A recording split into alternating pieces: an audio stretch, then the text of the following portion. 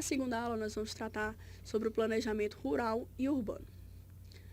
No campo do planejamento urbano, a principal meta é organizar os planos de produção da propriedade, visando o melhor uso dos fatores de produção, o aumento das eficiências técnicas e econômicas e, principalmente, a melhoria da rentabilidade. Para alcançar tais objetivos, a lei destaca alguns instrumentos que devem ser utilizados, como o zoneamento agroecológico, assistência técnica e extensão rural, o crédito rural, o seguro agrícola e o crédito fundiário. Alguns deles chegam até a se confundir no planejamento rural, no planejamento urbano, mas vamos ver, principalmente os mais importantes, que eles têm a sua diferenciação. A primeira lei a tratar do planejamento rural foi a Lei 8.171/14, que destaca a ação do Estado no planejamento rural, de modo que dentre os principais objetivos está reduzir a incerteza do setor, proteger o meio ambiente, promover a ciência e a tecnologia e, principalmente, melhorar a renda e a rentabilidade e a qualidade de vida. O zoneamento agrícola, que é um dos principais instrumentos, ele é de obrigação do poder público e vai permitir estabelecer critérios para o disciplinamento e ordenamento da ocupação espacial pelas propriedades produtivas. O zoneamento, resumidamente, ele é uma ferramenta muito útil, principalmente no planejamento das atividades agropecuárias de grande e pequeno porte. Como exemplo de zoneamento agroecológico, nós temos o zoneamento agrícola de risco climático. Esse zoneamento ele vai ser um instrumento da política agrícola e gestão de risco na agricultura. Durante esse zoneamento são estudados o clima, o solo e os ciclos cultivares, seguindo uma metodologia validada pela Embrapa.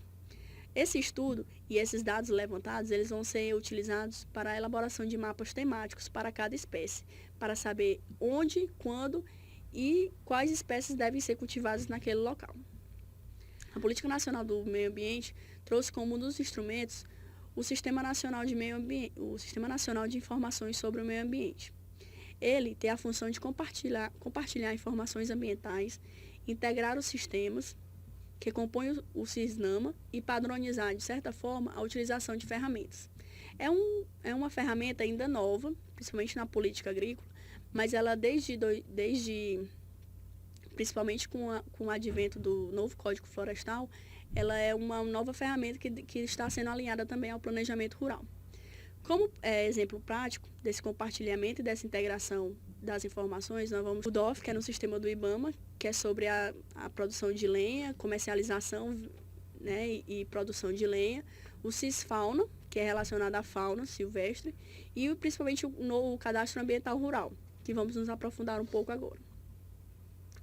De forma resumida, o cadastro ambiental, ele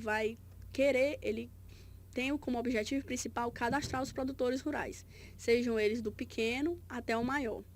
Ele tem como fundamentação teórica e jurídica o novo Código Florestal. Então, ele é obrigatório até maio de 2016, onde os produtores eles vão ter que procurar os órgãos ambientais ou alguém especializado para elaborar o seu cadastro, que vai ser enviado ao banco de dados do SICAR, e esses vão ser interligados e depois vão para o banco de dados nacional, onde vai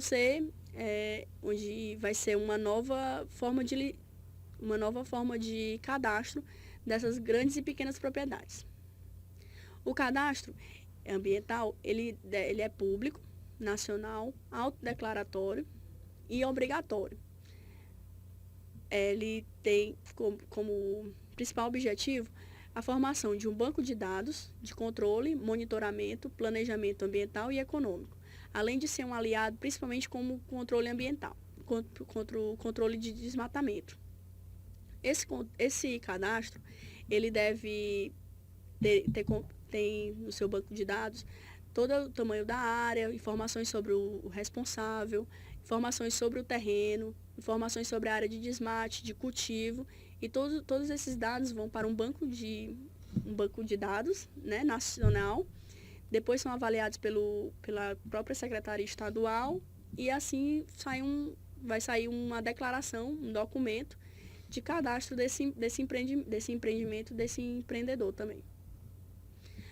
O primeiro passo é baixar um aplicativo né, instalar no seu computador, como é autodeclaratório, o próprio proprietário ele pode fazer.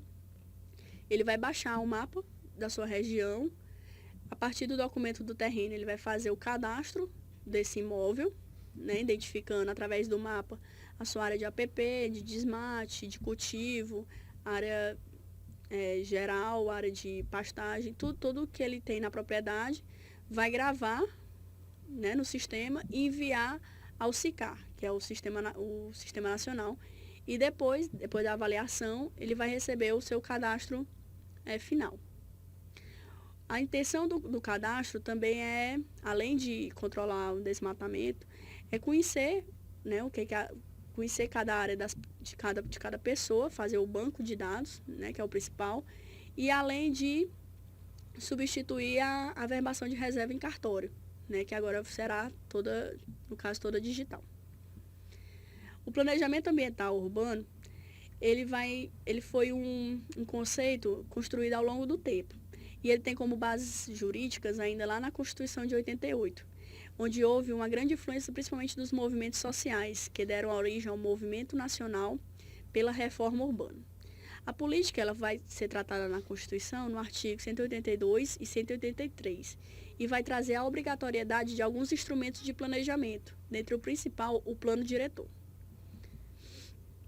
A questão urbano-social, com o tempo, ela acabou ganhando legislações específicas, como o próprio Estatuto das Cidades, que veio de forma a regulamentar o artigo 182 e 183.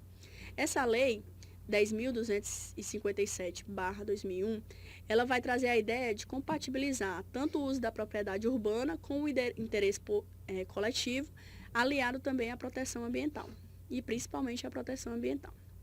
Esse estatuto ele vai ter como principais princípios a garantia do direito a sociedades sustentáveis, uma gestão democrática, a cooperação entre os governos estaduais, municipais e federais, além da coordenação e controle do uso do solo. Esses princípios, de forma geral, eles têm como objetivo o cumprimento da função social, atendendo às necessidades dos cidadãos,